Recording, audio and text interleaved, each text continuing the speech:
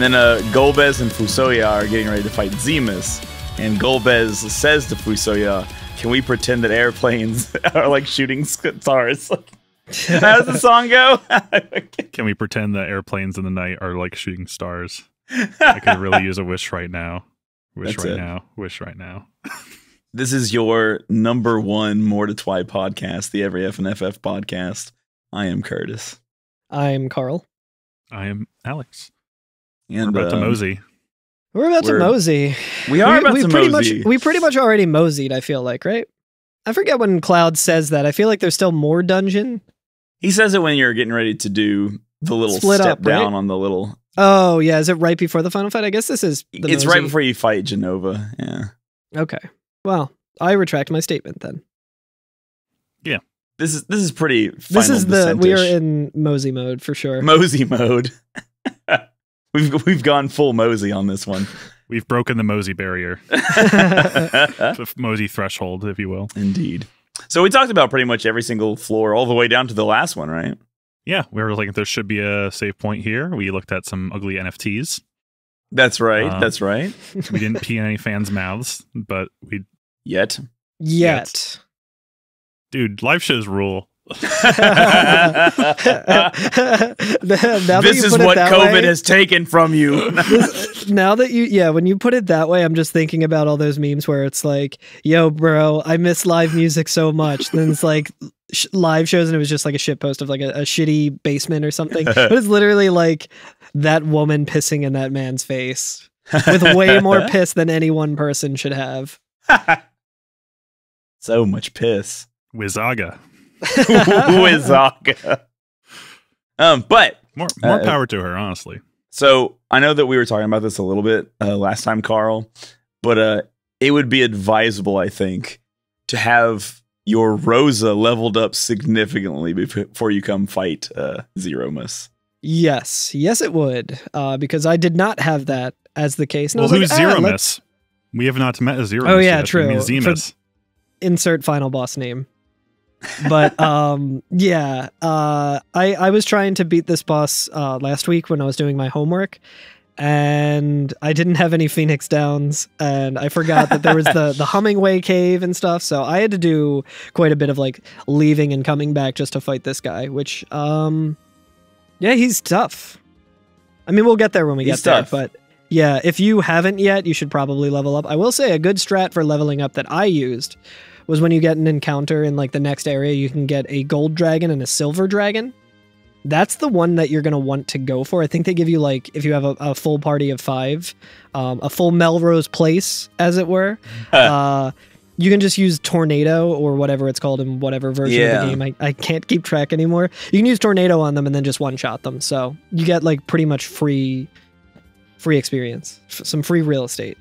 Yeah, and you're definitely going to want to be leveled up because like, we've done a couple Final Fantasies now, and like I don't think any of the final bosses have been this hard. Like this, I would agree. Yeah, this is definitely the most difficult thus far. I mean, maybe like under-leveled Braska's final Aeon if you didn't have enough going on, but even then, like, yeah, this is pretty tough. This just feels a lot. I mean, like I feel like Unalesca. Like, yeah, this definitely feels. We've come to. I think in. When I was naming last week's episode, thinking we were doing the final boss for some reason, I think I named it Seymour Flux 2 because this is definitely a moment for me where I was just like, oh fuck, like yeah, no, I have to actually do something here. Like I can't just like force my way through it. So but much like Unalesca, we get a real long cutscene first. Oh my god, yes, that's the other fucking thing is it's we're about to talk about a cutscene that I don't even remember because I saw it so many times and it was just me mashing the X button over and over and over again that like it's a super cool cutscene. I remember watching it being like, this is awesome. Problem is there's no save right before the fight, so which I was thinking about it and it kind of makes sense because this is really easy to get yourself into a situation where you can't win the fight. And at the time when this game was developed, you know, this was probably like soft lock prevention. They didn't want someone spending all the time to get to this point, then save. Yeah, I would imagine. Yeah. I think it was just part of just mean challenge. Yeah, could be that too. Bad game design under the guise of it's just difficult. Back then, you had to earn your final cutscene.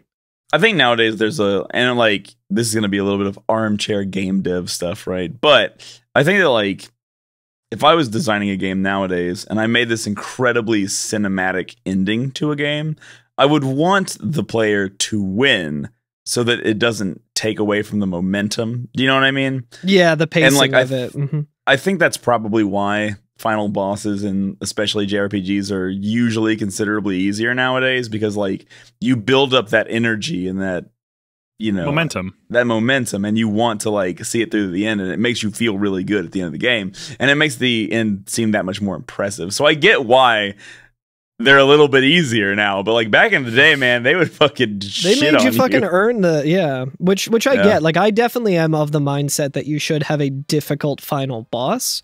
I mean, I'm not going to talk too much shit on the lack of a save point, because I mean I already did, and it's, you know, it's an old game. I think another thing too that like you were saying, Curtis, with like easier final bosses was the advent of the optional boss.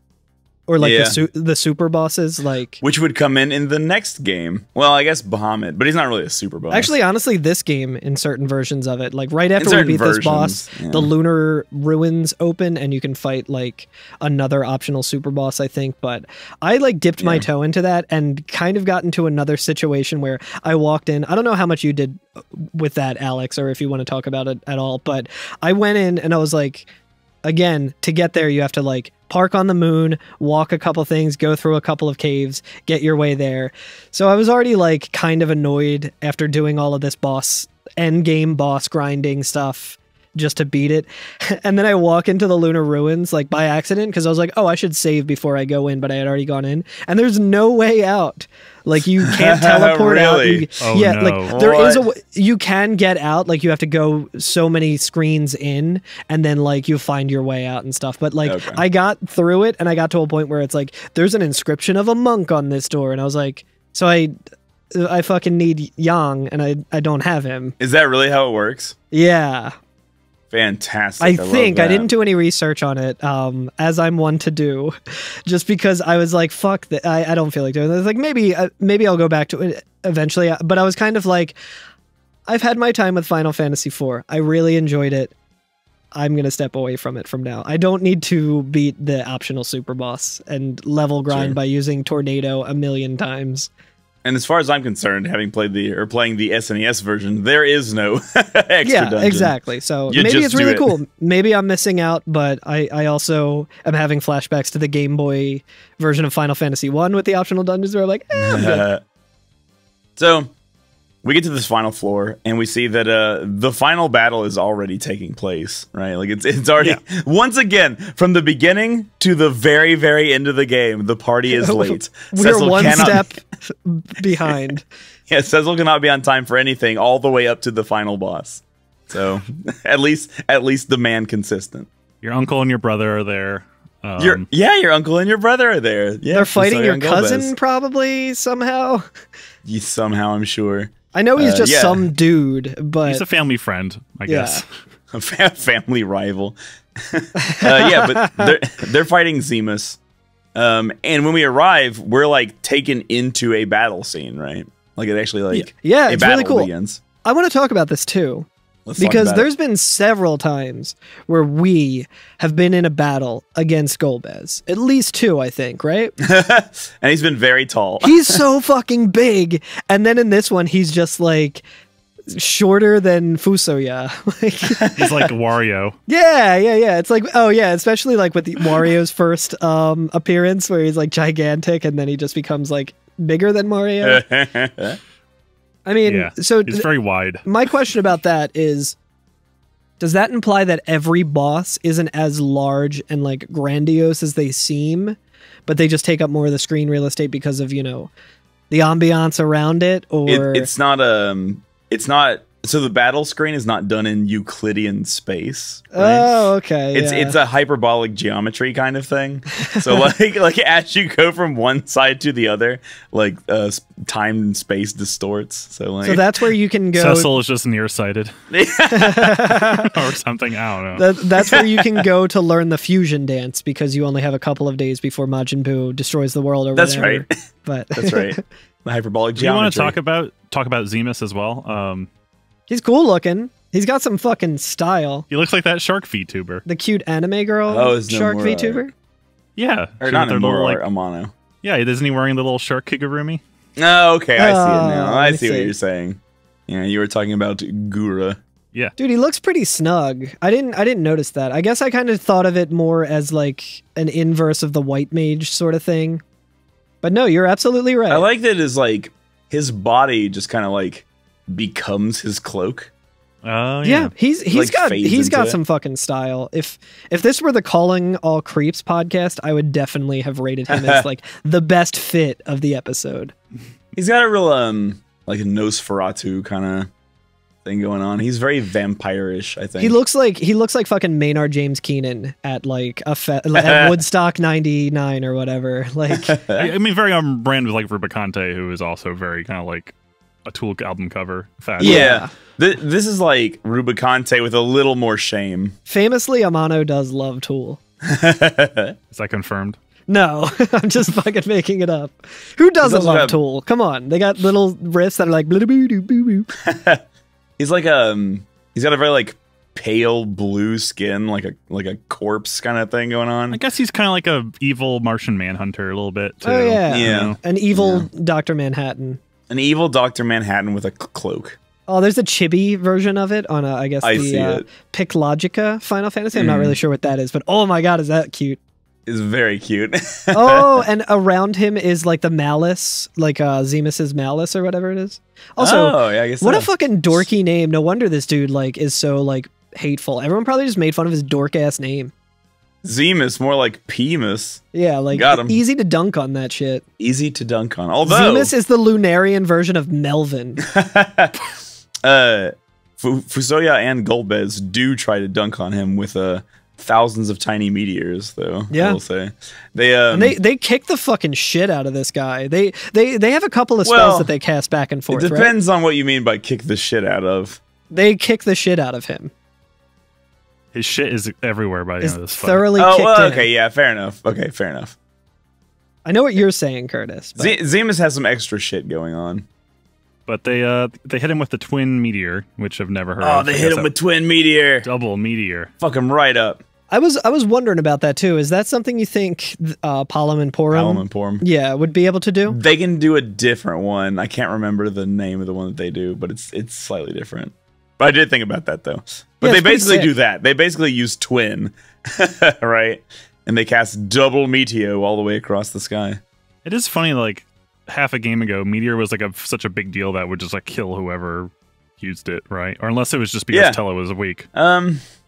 I think that's to symbolize like the journey that we've been on and just how much more powerful we've gotten. Kind of in like a Dragon Ball Z power scaling level. I was gonna say it's like that, yeah. It's like, oh my god, Frieza, like we just barely got by like killing him, we all almost died, and then like in the next arc, Frieza's back, and then like this new guy appears and just fucking destroys him in one hit. Like I feel like that's kind of what it's like. Golbez is Trunks. Hell yeah. Going Super Saiyan required lots of foreplay, but then you just kind of do it. Snap, like, all right, Super Saiyan, let's go. It's like reaching a note. It's like reaching a high note on the trumpet. You have to like train yourself to get it, but once you get it, you can just do it from now on. What I'm saying is that they've practiced their embouchure throughout the course of the game. Hell yeah. Maybe it's a Lunarian thing. It's just a Lunarian thing. Ain't nothing but maybe she was born with it. I mean, that could also be it where it's like maybe it's born with it. Maybe it's Lunarian. What? It could be easier for them just because they are Lunarian. Like Tella, as far as I know, wasn't. So, you know, like the humans or whatever, like have a much more difficult time casting a spell of that magnitude. Yeah, but it does quad 9 damage on him, doesn't it? It sure does. Yeah, and kills him outright. And Zemus says as he's dying, even when this mortal shell is gone, my spirit will live on. So he's kind of a poet, you know? He likes to rhyme. I like that. Yeah, in an Eminem sense is the way I kind of. And even when mortal shell's gone, my spirit will live on. Nah. He's rhyming window pane with Nintendo game. But yeah, the game like gives us like a little bit of like fanfare music and everything. Like after the battle's over, you're like, they really like sell you on the like, they did it. You weren't even here to see it. Like that would have been honestly that would have been and the world is saved with no thanks to you. Would have been a fitting ending if this is where it ended. It would have been thematically appropriate. Yeah, it's like, oh, and that's why you need to be on time. Honestly, I would have been down with it too, because like in my adult life, there's been so many fucking things that I've had to do, especially in like my career, where it's just like such an immense amount of work goes into like pulling something off that's like a very difficult task, and then you finally do it, and you're like, okay, thank God that's over. But like how good it feels, it's almost like canceled plans, you know what I mean? Where you're like going somewhere that you don't really necessarily want to go, you don't not want to go, and then someone cancels it on you and you're just like, oh, like if Zemus was just dead and it's like, hey, you did it, congratulations, you made it here, but it's over. Like I'd be like, oh, thank God I didn't have to do that shit. What a relief. This would never have happened if you didn't meet Fusoya or befriended Golbez in the end, so it is all because of you. Don't worry. Yeah, it's like an alternate ending where, like, if you didn't meet Fusoya, but yeah, like so Zemus is dead. Golbez is like, we did it, and I like that. Like Golbez is getting some lines in here. I feel like that's nice to hear him talk. Yeah. Fusoya says, "What a waste! Such incredible power." And all of it warped to evil ends. And then like Edge is like, oh, hey guys, we're here. And like Fusoya turns around and it's like, oh, you made it. You're finally here. Yeah, Edge is like, damn, like I was supposed to be the one to finish this nerd off. Yeah. It's like, okay, Edge, why don't you try fucking fighting a little murderer first, and then we'll talk. Yeah, how you can't like even handle that shit, one dude. hit. Yeah. Edge loves finishing. His name would imply that he doesn't like finishing, but we can move past that. Golbez and like Cecil almost have a moment. They like look at each other and like have ellipses. You know what I mean? They're like getting ready. Yeah, like to Golbez says like Cecil, and then Cecil's like not ready to talk to him. Yeah. Even Rosa also is. She's like, hey, you should, Yeah. And then wouldn't you know it? With that dang old Zemus, he's always got some plan, don't he? He does, yeah. I do like too, before all of that happens, like after the battle, you just see the little Zemus sprite standing there, and then it's like one frame. It's just, like there's no animation to it. It's just him lying on the ground. He like collapses. He just like in view of everybody's like, oh, I just gotta lay down on the floor for a second. It's like acid reflux. Like, hold on. Just faint, a little lightheaded. And now he like stands back up. He's like, all right, I'm good to go. Let's go again. One more time. Now he just becomes a flame, right? Yeah. Yes. Oh yes, he is. He just like burns up. Dude just burns up. He burned. And he says, I am the wellspring of darkness, fed by Zemus's unbridled hate. I am he who is called Zeromus. I am he who knows not but hate. Like, so I guess I don't know what to make of that. I think he's just like, yeah, I am the, in my version, he said, like, I'm the incarnation of Zemus's enmity, the absolute darkness, the epitome of hate. So he's just basically like, all of the hatred that I feel is now, like, just out in the open. Like, I am now a pure form of nothing but hate. Damn, this is like if Twitter became real. And like turned into something like biologic. Can't we be more civil? Are there other games that we've played that were like just hatred just kind of turns into like a personified force? Sekiro. We've played that. Seems very familiar. It's very RPG. I don't know that. Yeah, like, it's definitely an RPG trope. Yeah, I don't know if any like of the Final Fantasies we've played thus far has really done it. Like they've been getting confused with Solid Snake and Solidus Snake. Oh yeah, the president. Sorry for spoiling Metal Gear Solid 2, everybody. Anyway, and Metal Gear Solid 2. Fusoya says, no, death only fueled the evil within him. Which I We love. should have known by now that each of these like fiends takes 2 goes to kill permanently, right? Yeah, I know, right? Yeah. Golbez says, Zemus, no, Zeromus. This time I will finish what I set out to do. And Fusoya says, I want to point something out about Golbez there, which is pretty fucking sick. He doesn't like dead name Zemus or anything. Like he just straight up is like Zemus, and then he's like, "Oh shit!" He does respect it. He does respect. Yeah, he doesn't make a big deal about it. Zemus is dead. We literally just killed him. Yeah, he's like, Zeromus, like that's how it should be. Even if it's a fucking asshole who you don't like personally vibe with or anything, like there's no reason to like resort to like misgendering or anything like that. Yeah, I guess Golbez truly is an ally of ours. It also got me thinking about how like there's a big moment in like the Harry Potter series where, you know, like Harry Potter finds out about Voldemort, whatever, and only refers to him by his like human name, and he keeps calling him like Tom, and that was like such a cool moment in the series. But after all the turf shit with J.K. Rowling, I'm like, I don't know if that hits the same anymore. I kind of don't like that aspect of it anymore. I mean, Tom only has 3 letters in the name. That's a weak name. I mean, what? Anyway. Yeah, Tom Us is the when Tom dies, Tom Us rises. Did we mention that when he like is saying all of that about being hatred and stuff, like an energy like blast like emanates from him and it knocks down our entire party? Oh yeah. All of our party gets fucking He didn't even have to say he will knock us down. He just did it. Yeah.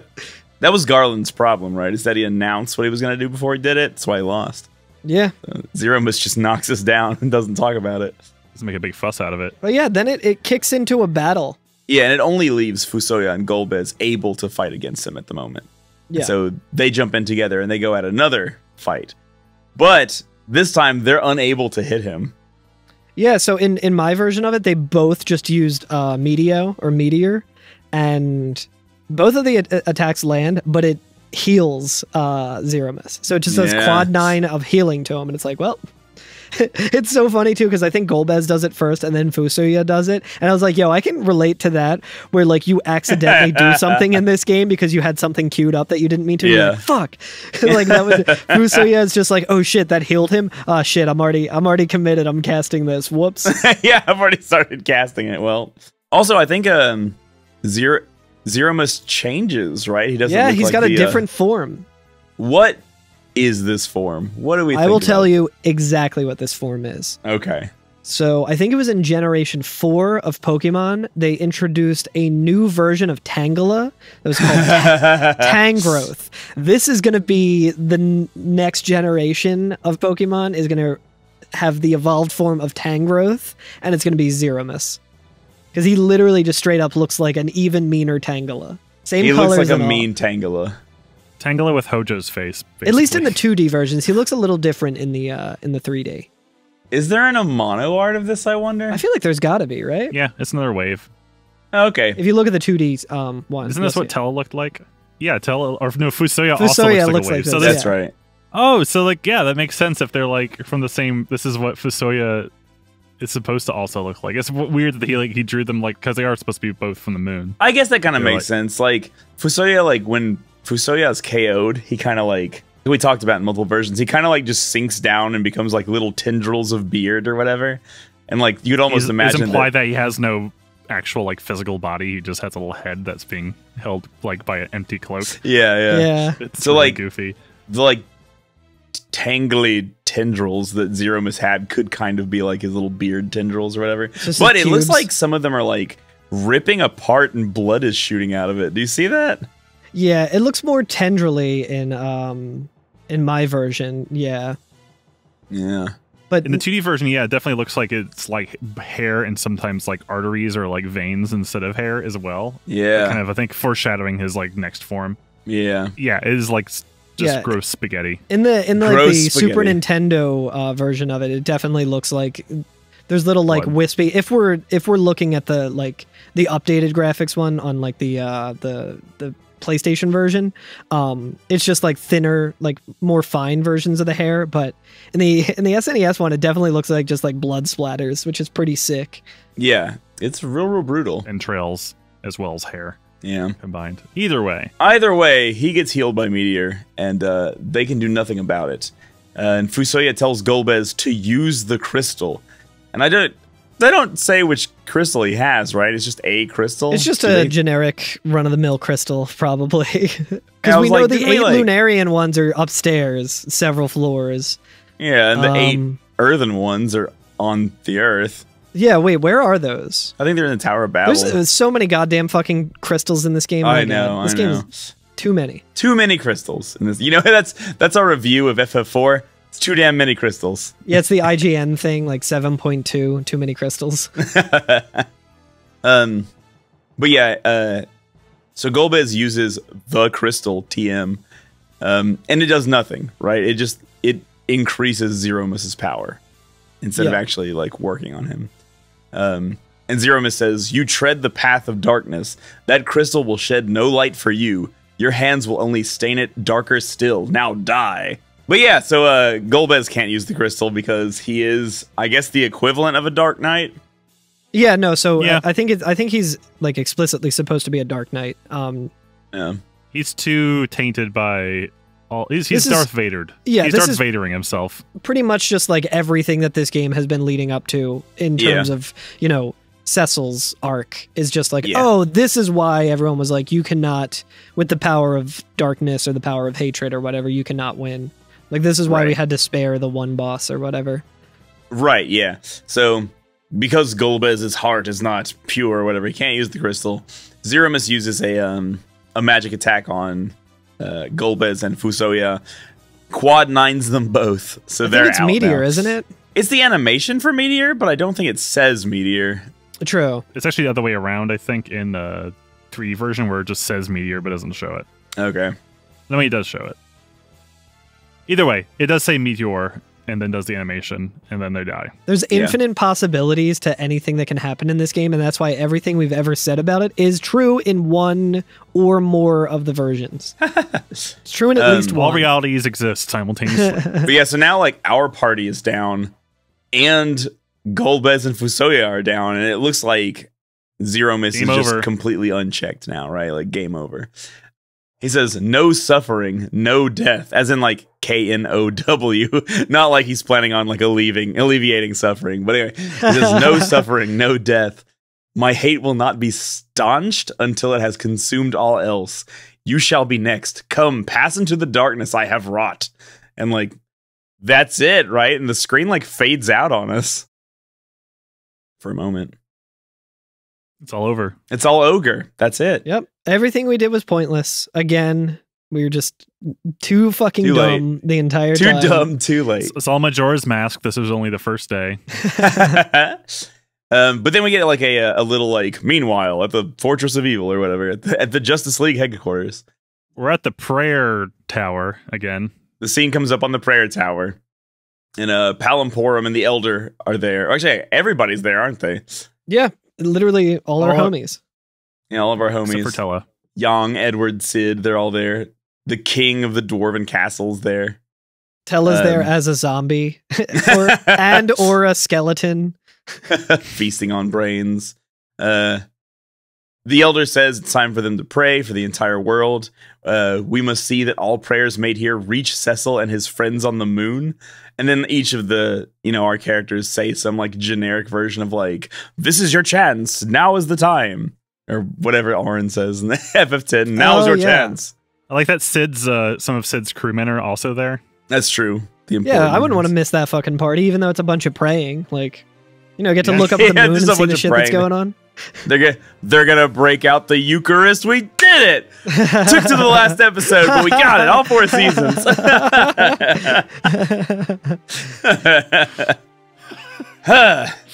See y'all next week. No. Well done. The Troyans are there. Edward is there. Yeah. The Elder just points straight at the moons. I don't even know which one we're on anymore. Yeah, great moon. Please hear our prayers. We hear that there's 2 moons, but the game never really like goes into like detail about why 2 moons was a necessary thing. It could have just been 1 moon. I think they do at the very end. They say they make a moon for themselves to hang out on while the Earth like, matures, but I don't see why they couldn't have just like lived on the other moon. Yeah, that's what I mean. Yeah, like they explain like why it's there, but it's kind of like you just be on the moon. They're setting up for the fact that we have to go to the next moon and fight Onemus. Wow, God, I was gonna make that joke. I was like, if Zemus is so good, why no Onemus?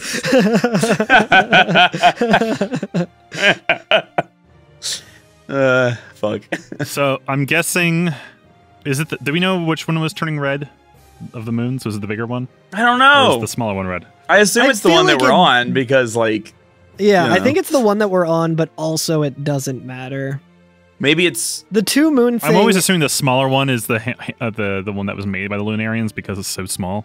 Yeah, maybe. it's a cool and striking image, you know, having 2 moons. Like, it's very, but in terms of like, there's no reason for it other than it looks cool, which is a perfectly fine reason.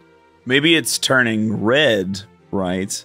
Because it's getting ready for the lunatic Pandora to call all the monsters back to Earth. Could be. There you go. Find out That's a- next season. Wink, wink. Or will you? Wink. Oh yeah, I'm sorry.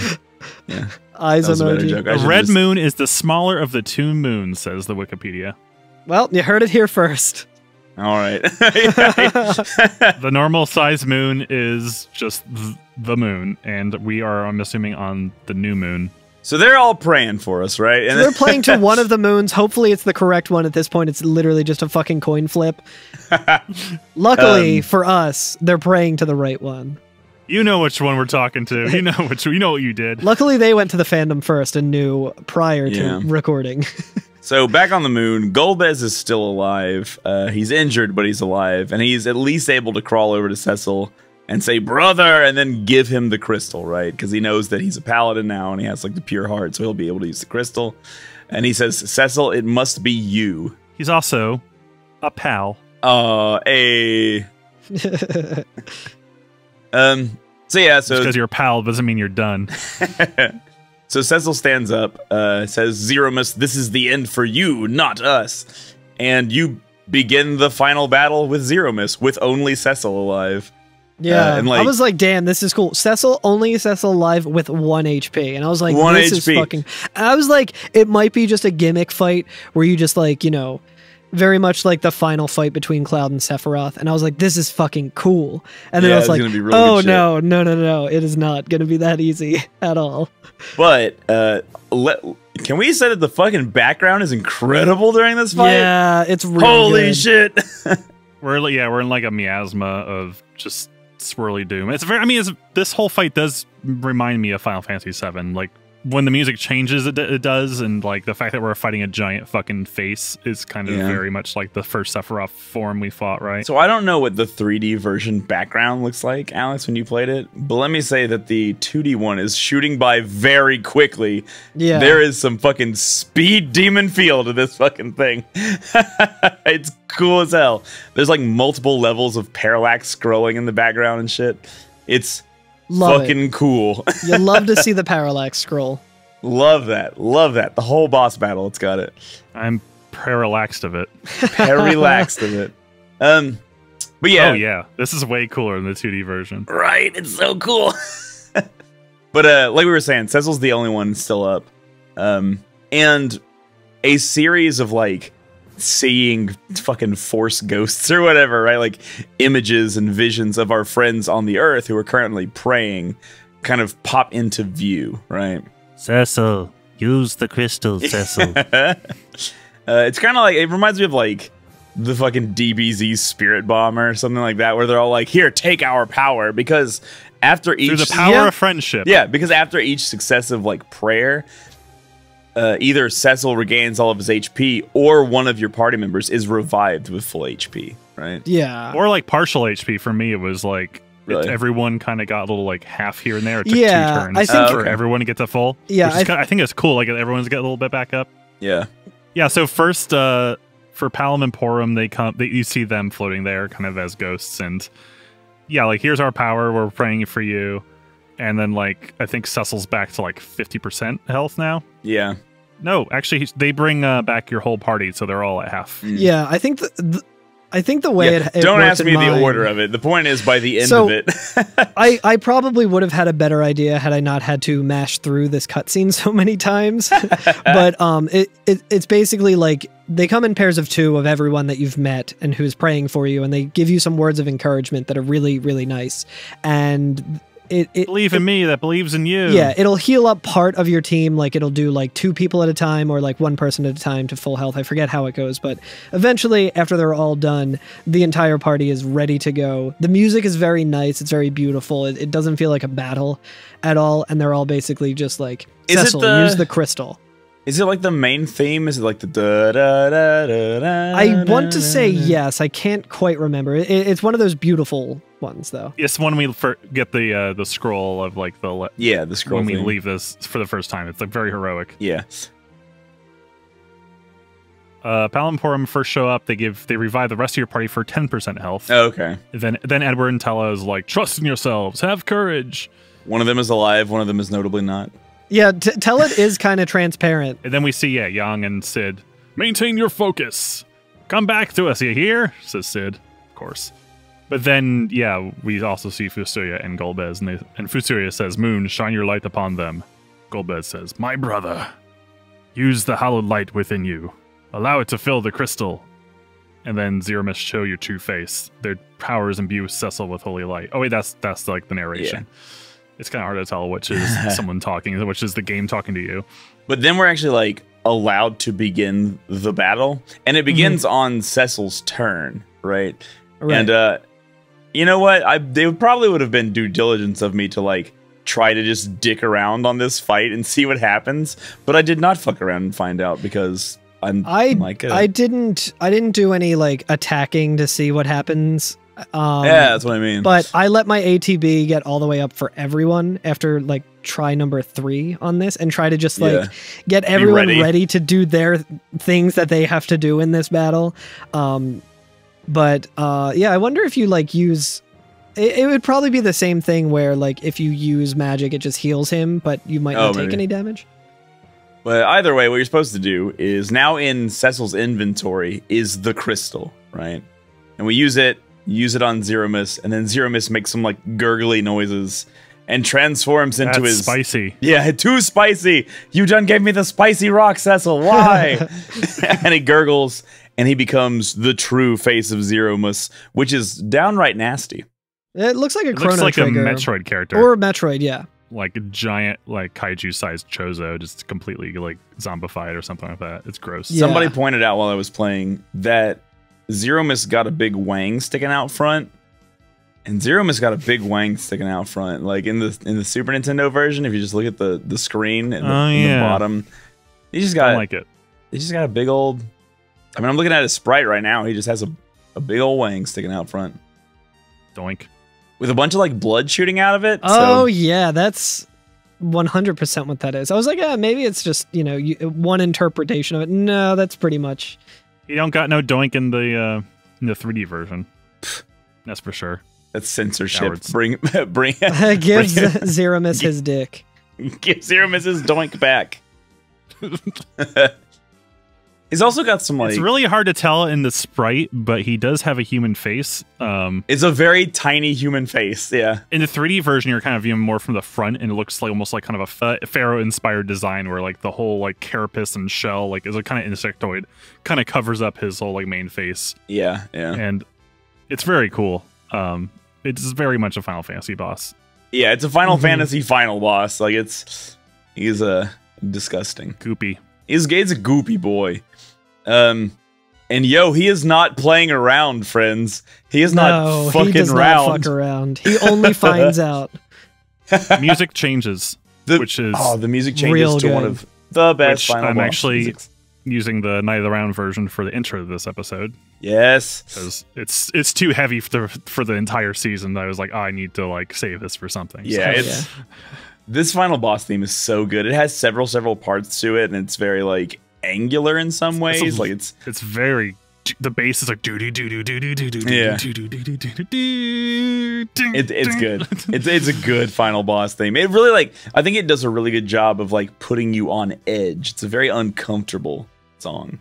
Yeah, definitely. Yeah, and like what with the very intense music and the background just like whizzing past you at like a high speed, it really brings the intensity of this fight up. Like, yeah, it feels very intense when you're fighting him. For a pretty intense fight. In terms of like the battle mechanics of what Zemus does, he doesn't really do all that much. He doesn't have too much that he can throw at you, but what he does throw at you is fucking awful. Yeah. He has a lot of shit that will just fuck you right up. It's also a thing too where one of the first times I went through this, I was like, oh, okay, I'm going to just cast haste on all of my party. I'm going to get ready to like get everything going and just get everyone in there to like ready, like put up reflect, just go fucking balls out. Like, let's go. And pretty much, I think instantly, even in that first form, nothing, like, it doesn't stay at all. I think even after casting haste, like Rosa still had no haste for the next turn. Interesting. Yeah, because he has that skill. He has black hole. Yeah, not black hole. What's the other one that eliminates anything you put on yourself? I think that's black hole. Oh yeah, you're right. I'm sorry. Yeah, you're right. I was thinking Big Bang. Haha. They both begin with a B. I'm sorry. That's right. Yeah, he uses black hole, which is just, it's basically just a mass dispel, right? It just like gets rid of all. It gets rid of all. Yeah, all like buffs or like if you have reflect on or something, it gets rid of that. It dispels all It's basically a dispel for your entire party, and it doesn't affect him, which is kind of fucked up. Ugh. And typical. He also has access to like bio and flare and some other like stronger attacks. Bio that hits your whole party, right? I don't remember if it did on mine. I don't know either. I mean, he uses Osmos, which also actually targets your whole party. Oh, that sucks. He just straight up uses fucking meteor if you try to summon on him. Bullshit. Yep. Mostly making Rydia useless in this fight. But I think Meteor only hits one person, though, right? It does, but he can cast it like several times in succession, so it's you're making a risk when you. Can you reflect Meteor? Is it a magic attack or is it non-magical? It's magic, but it's non-reflectable. I don't think it reflects. Ooh. Yeah. You just have if we have Kane with us, I guess he can just jump. Yeah, and then while he just like meteors everyone, so he comes back down. It's fine. Also, if you hit him with black magic, he just counters with flare. So, like, everything that Rydia has is just kind of like, oh, well, you're not supposed to use that. So I basically just use Assura the entire time, which just threw Protect up on all my characters.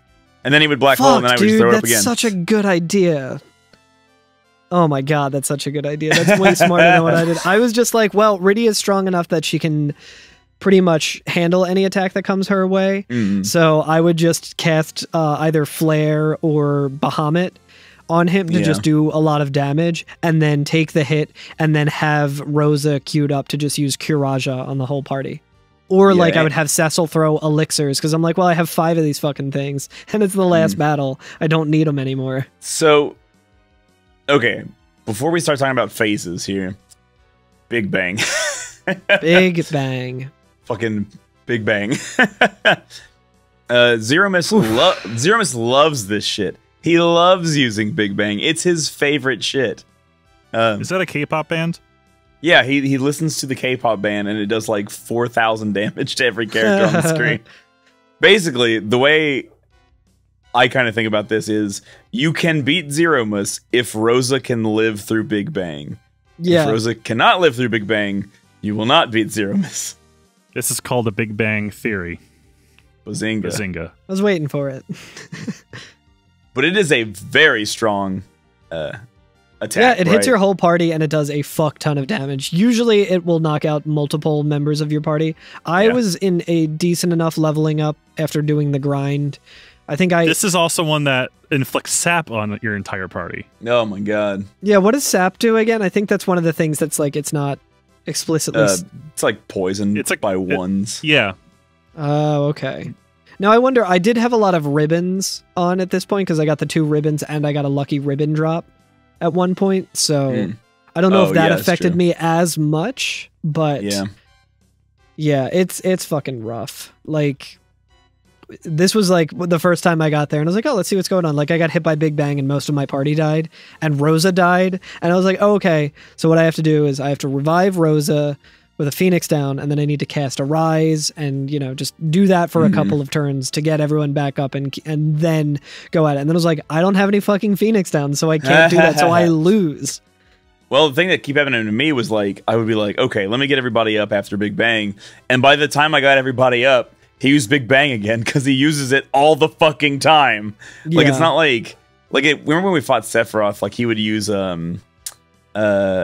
Supernova, like 1 out of every 7 or 8 moves or whatever in a cycle.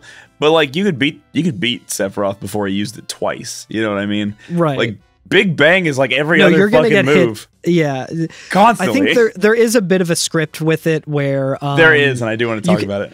Apparently, I think you can use like black magic or white magic or something that will hit Zemus to have him counter with flare, and apparently that like nerfs his intellect a little bit, so then when he does Big Bang it won't be as powerful, so you can survive it more likely. But the problem is his speed is so fast that like it's the kind of thing where like I had battle speed on its slowest and I still could not like get that to work. It would just be like, oh well, I just didn't get it off in time. That's what they do in the free enterprise stuff, is they'll try to have him counter and then nerf his intellect so that Big Bang doesn't do as much damage, so they can beat him at a lower level. Yeah, that makes sense. Yeah, and there are multiple phases to Zemus, but it doesn't like show any. There's no like physical. It's not like it's not like a changeover. It's not like Octomam where like, you know, some of the tentacles disappear or anything. It's just he starts doing different shit. Right. So at the beginning, the first phase, he always just starts out with Big Bang, and then it just moves us to phase 2, right? You get and in the SNES, in the data, there's a skill called Disrupt that he uses, but really that's just code for the screen shaking. Every now and again, the screen shakes and he wobbles a little bit, and it's like very menacing. And I'm always like, what the fuck is he doing? But it's nothing. He does nothing there. So, but yeah, he hits you with Big Bang, switches to phase 2, and then immediately uses Big Bang again. So like you get Big Bang, you get like 1 or 2 turns you get 2 turns. You get 2 turns of his to try to get everybody up, and then he immediately hits you with another Big Bang. So it's very, very rough. And then he starts hitting you with Black Hole, waits 2 turns, Big Bang, Bio, Black Hole, Big Bang. You just always using Big Bang. Bio is really rough here. It is. It's not just that it poisons your party. It deals a considerable amount of damage. So if like you survived Big Bang and you're like, hell yeah. If you don't get a Kiraja off in time, like Bio is likely to knock out some of your party members, and then you have to go into like disaster recovery mode.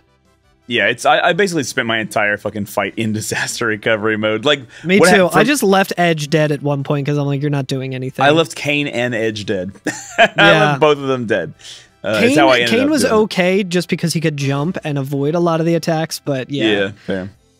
He's also like he's almost level 60 in my game, whereas like I think Kane Kane's like level 60, Edge is like level 52, and then like Rosa and Rydia are 55 because I wanted to get them their good spells. Now Edge is like very useful at first in this fight because he can throw those Fuma Shurikens and anything else that you may have, like any of your remaining weapons, and you can get a lot of damage in with those. Yeah, I did like almost 6,000 damage at one point because I was like, Defender, I don't use this shit anymore. Throw it. I threw the fucking Excalibur and did like 8,000 damage. I was like, let's go. Yes. I didn't have it in my heart to throw the Excalibur, which is dumb because because when you finish that's the end of the game. You don't need that shit anymore. Yeah. But those Fuma Shurikens do a lot of damage. They do like 4,000 damage. Yeah, so and you can go back and buy those at the Forge, but they cost, I think we talked about this last week, but they cost like 50,000 gil, which is super expensive. Or 500,000 gil or something. It's a lot. Yeah. You're basically like, what you're doing when you're spending all that money is you're spending in-game money on making Zemus a little easier. Yeah, or the bonus dungeon at the end, which like after this I had like 2 million gil, and then I was like, I just bought way too many of those shurikens, and now I'm back under 1 million. Yeah. And then eventually, if you are surviving and you're getting through it, his last phase that he gets into is like one of his actions are just random. He just randomly picks an action and then uses Meteor, which is actually a lot better because Meteor only hits one person and might not kill. when I got to the meteor phase, I was like, thank fucking God I can actually win this time. Because I was like, oh, that's scary. Oh, wait, he's only hitting one person, which makes it so much easier to get a full party. I think that was the phase that I was like, okay, I'll get my full party back up and that's what I did. Just take him out. Because my God, it gets hairy. Like it does. I think I must have had to do like maybe like 10 attempts at this, which sucks because that cutscene that's super cool and really heartfelt and stuff ends up getting really annoying really quick, where I'm just sitting there. Like, luckily on the Vita, you don't actually have to mash X in order to, like, proceed dialogue. You can just hit down, which, like, I've accidentally skipped dialogue before by just, like, touching the D-pad and being like, whoops, didn't get to read that. Oh, well. So one thing that he does in the SNES version, he may not do it, like, they may have not coded him this way in the later ones, but because there is a maximum, like, number for SNES games, which is 65,535. It's like the highest, like, 8-bit number or 16-bit number that you can count. Anyway, because Zemus has more HP than that, there's actually an invisible heal that he does that it doesn't tell you about, where you just go below a certain HP amount and it just refills it back to max, and then you keep fighting him, which is why it seems like this fight takes so fucking long. But it does not refill if you're reflecting damage. So, in the speedrun, you reflect wholly off Rosa to get him past the, like, healing himself threshold so that you can kill him with half the HP. Like yeah, that makes sense, because I think we might have talked about this at some point. There's a lot of enemies, at least in the earlier versions of the game, that are susceptible to what's called the second phase glitch, where you can, by reflecting magic, it doesn't count it as actually you inflicting it. So you can get past, like, Bomb, for example. You can just reflect onto her, so that way she doesn't get into her second form and just dies outright. So you can do that in Zemus as well, but it's a lot trickier on this one, I would say. Yeah, though, just because he's always using that black hole. Reflect is always gone, you know. Yeah. But still cool. Looks like in the 3D version they just gave him more health instead of doing that. The script seems much more simple in the 3D version. Maybe it was just easier to program, because he only has like 3 phases, I think, in the battle script. I am looking at the PSP animation for Big Bang, and it rules. Yeah, it's really cool. I will say the Big Bang animation in the SNES version is really cool too, because the background scrolls backwards for a couple seconds. Like, like it all shifts around and like lightning comes out of the air. It's fucking tight as hell. Suddenly you're flushing the toilet in Australia. That's right. But yeah, if you have enough HP and enough Phoenix Downs and enough speed. And enough speed. And you don't fuck up an input, which is very easy to do in this game. Oh my god, do not fuck up an input with Rosa especially, or else you try again. There was a in the run that I finally killed him, there was a point where I had 3 people dead, and I was just like, okay, like, I thought I was done. I have to play this well in order to win, and I got lucky and I was able to play it in a way that I didn't fucking lose again. The battle that I beat him on my first try, but in that fight, I was down to 1 character alive at like 2 points of the game. I was like, should I just give up? Should I just try again? I'll just throw some Phoenix Downs out there and see what happens. And like was able to bring it back, but like he's hard. He's a hard battle. He's hard, and it's not. It just feels so bad losing this fight, because you're like, I have 7 minutes that I need to sit here until. I didn't actually time it this time around, but oh my god, I did not want to watch that cutscene any more times. Well, after that, you beat him. We take a break. You beat him, and then you take a break, because that was quite the fucking fight. So I think that we should take a break and come back and discuss the ending. Hell yeah. Maybe talk about a little something else too after.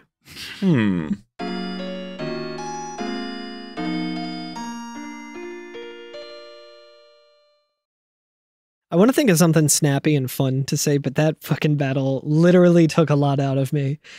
Like, he says, I am not owned. I am not owned. I'm not owned. I'm not owned. He turns into a corn cob right in front of us and dies. He does say, I will never die as long as there is darkness in the hearts of men. Erg-ga. Who's Erg-ga? Yeah, classic. Oh, there's another Lunarian named Erg-ga. Yeah, I love that guy. He's right over there. He's like, hey, what's up, guys? But yeah, Fusoya gives us like congratulations, right? He's like, oh, everyone's you've done applauding. It. Congratulations. Yeah, they're applauding. yeah. he says, "You of the blue planet may already have grown more powerful than we of the moon." So Yeah. that way, when they're ready to come out of their slumber, we'll give them noogies instead of the other way around. Yeah, that way, when they're finally ready to be coming out of their cages, they'll be doing just fine. Yes. And this game's been a drag. Anyway, yes. This end game certainly has been a drag. I feel I am like exhausted. So the party's worried about, Kane says, "What about the final words that Zemus spoke?" And Rosa even like repeats it. "Oh, as long as there is The guy's darkness." full of shit. He always makes shit up. But Fusoya says, like, he's kind of like dismisses it. He's like, "Look, there's always going to be evil in men's hearts." What does he say? He says, we all. Hold on, I'm about to sneeze. So again. there's no sense trying. The bad things are just going to keep happening. Yeah, just He don't basically just says, be mean to everyone because of it.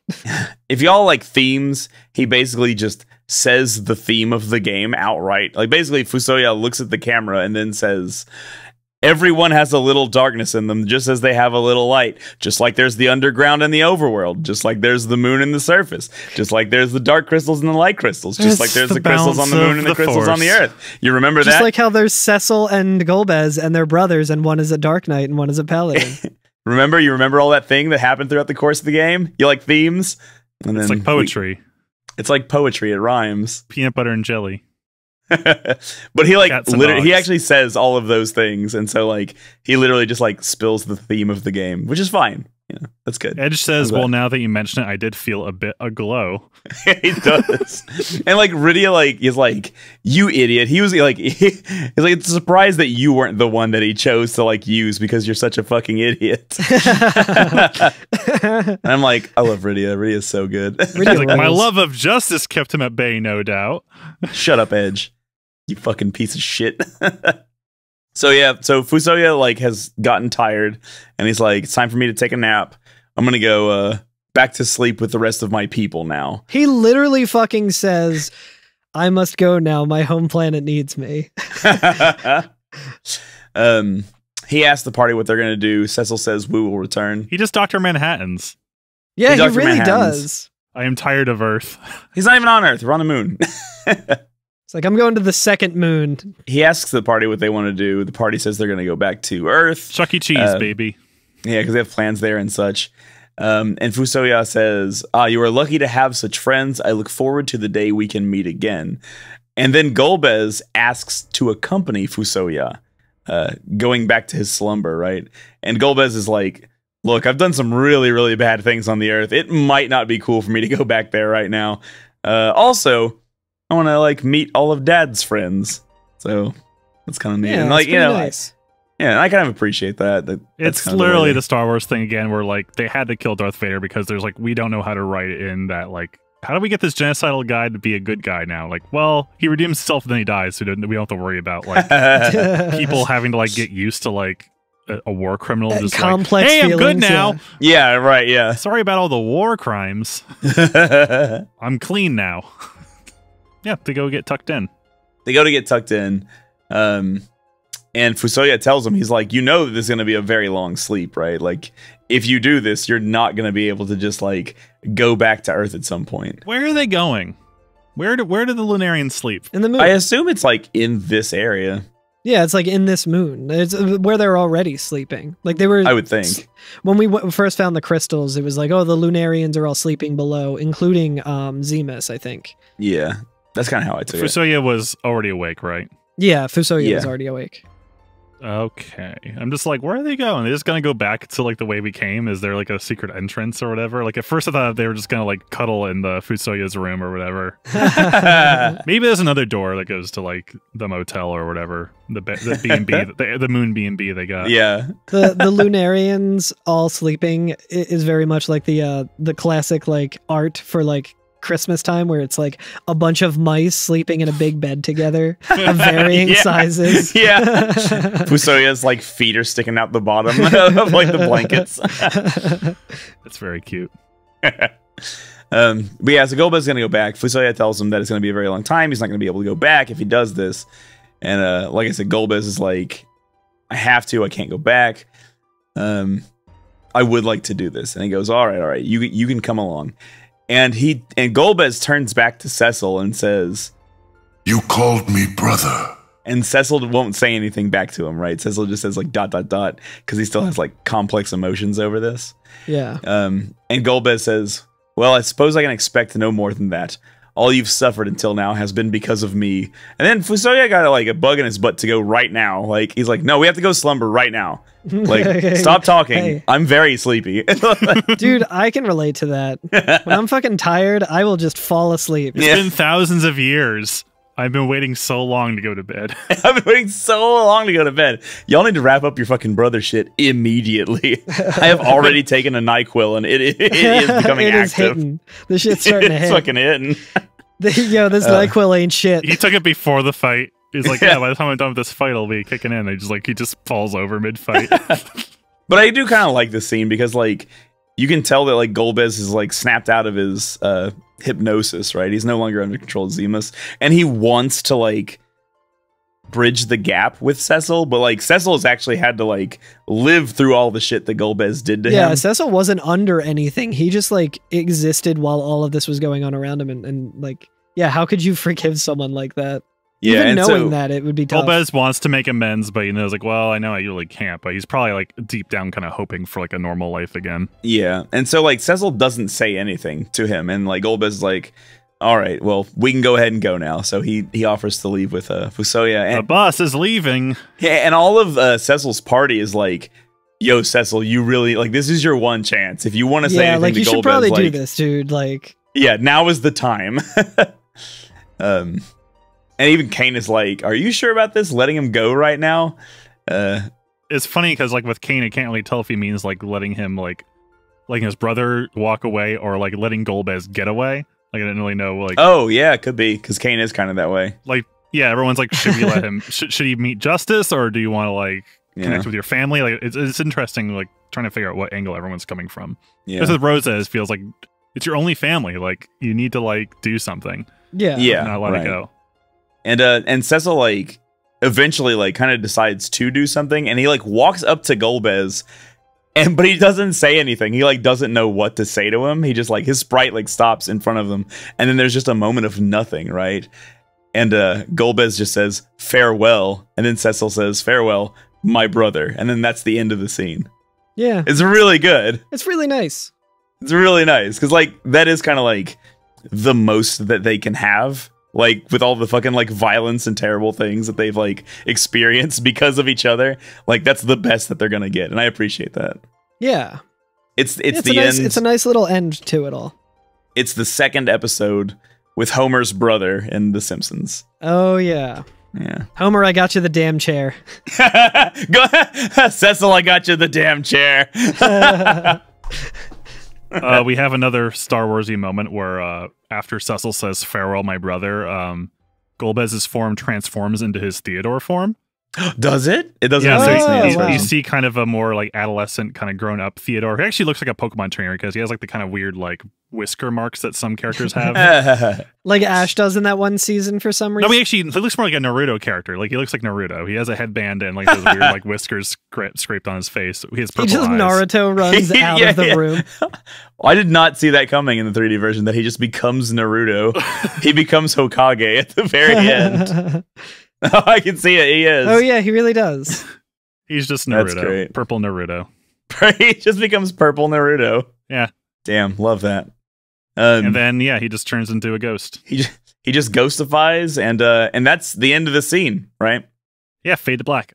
Fade to black, and we'll fade to black, and then we fade up on, like, a scene of the inner planets, right? Like, we see the sun and the planets revolving around the sun. Yeah. It's a very Bugenhagen type moment. Now, the way I translate this scene is 2 years go by, because I counted how many times the Earth went around the sun during the closing crawl, and I was like, that's 2 years. What if we're the ones moving the camera? Oh, that's true. That's true. Maybe we're just going really fast.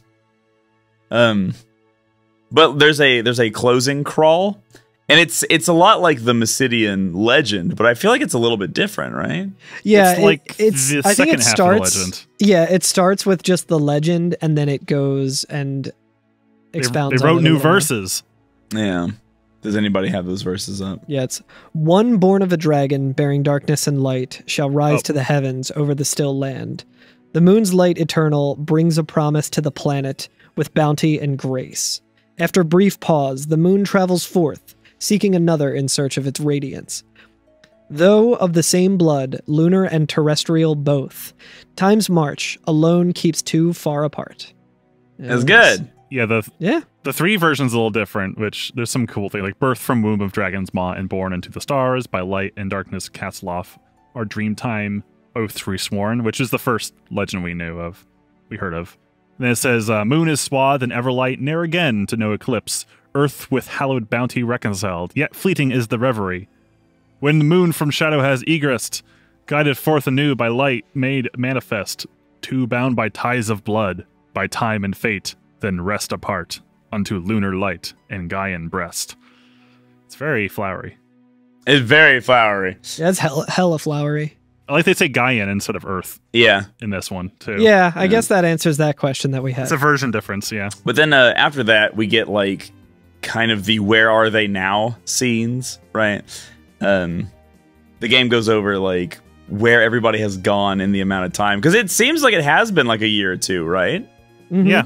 They return in the 3D version, we see the lunar whale. The lunar whale going back into its hole by Mysidia. It do get holed again. They park in it. Yeah, we've got a little cutscene with Elder and Palom and Porum. And I think it's cute. Porum's there getting ready for training. Palom is not. And then Porum's like, oh shit. So she like runs out to go and get him. And he's like out in a field somewhere talking to this girl, being like, yeah, and actually during the big adventure, it was me who casted ice on on Mount Ordeals to like he's literally take out the fire. He's doing the same thing that the old man did in the Trojan pub. Yeah. I killed so many goblins. Like, yeah, that's right. Yeah, and then like Porum goes out there, smacks him on the head, and drags him back, and they make fun of him. It's good. Good times. Good times. Love these little scamps. I'm glad they're back. At Eblin Castle, fucking Edge, man. That guy Seneschal, the like second in command of the ninjas. Dude, who I literally forgot about. They said his name and I was like, did I know this guy? He's the ninja elder, basically. Yeah, the guy who like came in to go fight Rubicante and then wasn't necessary. Oh, yeah. That was us a few minutes ago. So, the dude who was somehow one step behind us, who are always several steps behind. If we lose to Zemus, actually, Seneschal comes in and like takes care of it for us. But yeah, he's like berating Edge. Edge has been made the king of Eblin at this point because like obviously we saw his parents get killed. Snoozers. And he doesn't want to do it because he's too rambunctious and whatever. And Seneschal literally says like, if you don't stop dating all those girls, and I'm like, then what? What does he mean by that? What does anybody mean by that sentence? And they're like, A, how is that relevant to him being a king? But B, like, immediately after this, he's like, oh, the only person I love is Rydia. And it's like, well, if you're like dating a lot of people, maybe that's not true. So that's interesting. I don't in think the 3D that version, it's kind of the opposite, which is interesting. Yeah, oh, really? that doesn't get said in the thing about being like, oh, stop dating all those girls. I assume that he is, but he does say this, which kind of adds to that credit. He says, but there just aren't any girls in this world, ... quite like Rydia, ... Yeah. And then there's a little heart that is in like a thought bubble above his head, which is kind of cute. Even though Edge, Rydia is way too good for him. Yeah. And speaking of Rydia, the next scene is it shows what Rydia's up to. She has returned to the Fey March, and again, I'm like always wondering if we would see this stuff if we have never gone to the Fey March because that's pretty much optional, right? I imagine they'd probably show it.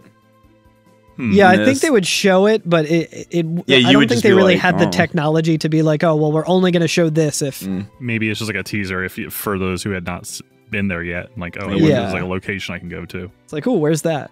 But yeah, like even Asura is like, oh, I cannot believe that she returned to us. Like that's wild that even after all this, and she could go be with her own people now, like she has decided to return here. Which I think is great. I love it because it like really like solidifies that is Rydia's home. Like that is the life that she's known, right? Right. And like a small baby monster or Eidolon comes in, right? And like asks her, is like, why do we have fangs but you don't have fangs? Are we different? And you know, she looks right at the camera and says, racism is bad. And Racism is bad. Don't do it. don't do It's it. what's on the inside that counts, is basically what she says. Yeah, she literally says at the end of her little scene. We all bleed the same color. Yeah, at the end she literally does say, all that matters is what's inside of us. Isn't that right, Cecil? Kind of like thinking about Cecil or whatever, right? Yeah, like Cecil's not there like chilling out or anything. She's just like right. it's a very, very anime, very old cartoon sort of thing. Like, Yang has been made the king of Fabul.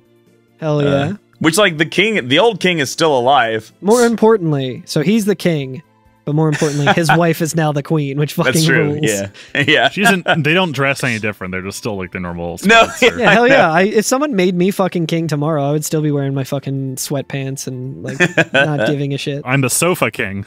Yeah. And then, like, Yang being Yang is like, well, now that I'm king, it's time to go fight with my friends. And so he's like, time for training. And he just leaves with all the fucking guards. I like how Sheila says to him like, honey, and he's like, you're a queen now. Stop, try calling me my king instead of honey. She's like, Yeah. fuck that shit. Yeah, and then she's like, she's like, I don't like She's all like, that stuff. I don't want to be that fucking formal. Nah, fuck that shit. Yeah. But yeah, and then the former king's like, oh, he's gonna be a fine king after he like walks out to go fight with his friends. Edward is picking up the pieces in Damsian, which is kind of cool. I think I like Edward's ending because I feel like it's a good close on his arc because he was very like pathetic and whimpering, I guess is like his thing. Yeah.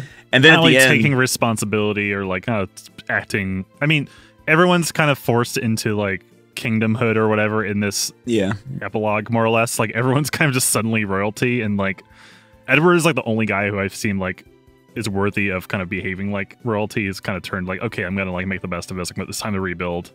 Yeah, everything. Right.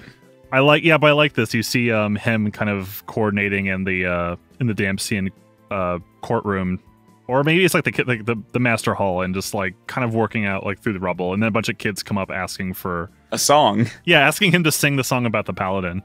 Yeah, his paladin song, which is really cute. Yeah. But yeah, he tells him, he's like, I will sing you that song, but only after we've finished, for today, rebuilding the kingdom.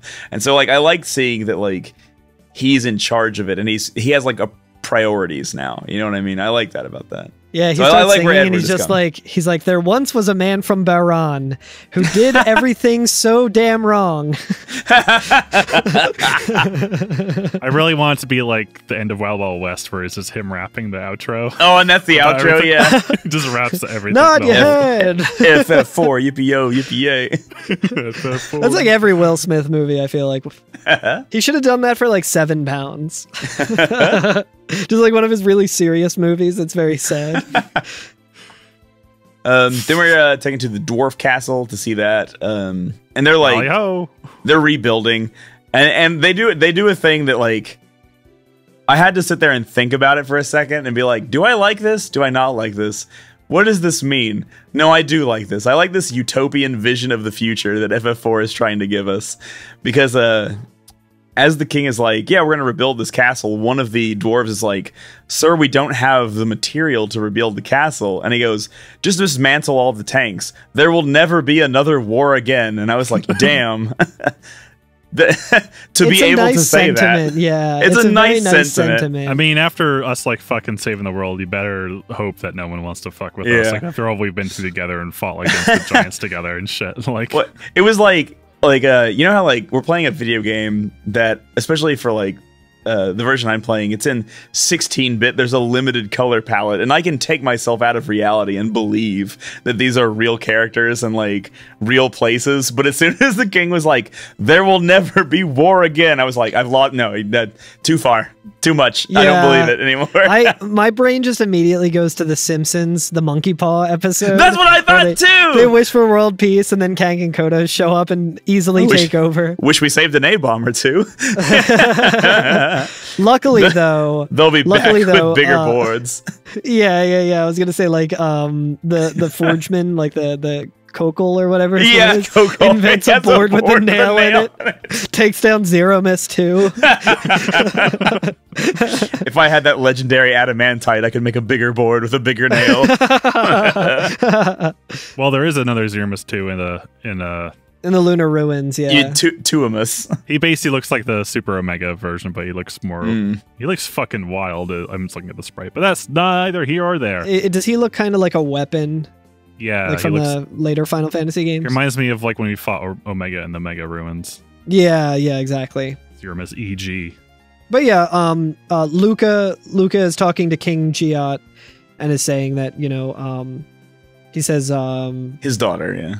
I don't know, was she named in mine? I guess she was, I'm sorry. Yeah, like Continue. Luca's necklace.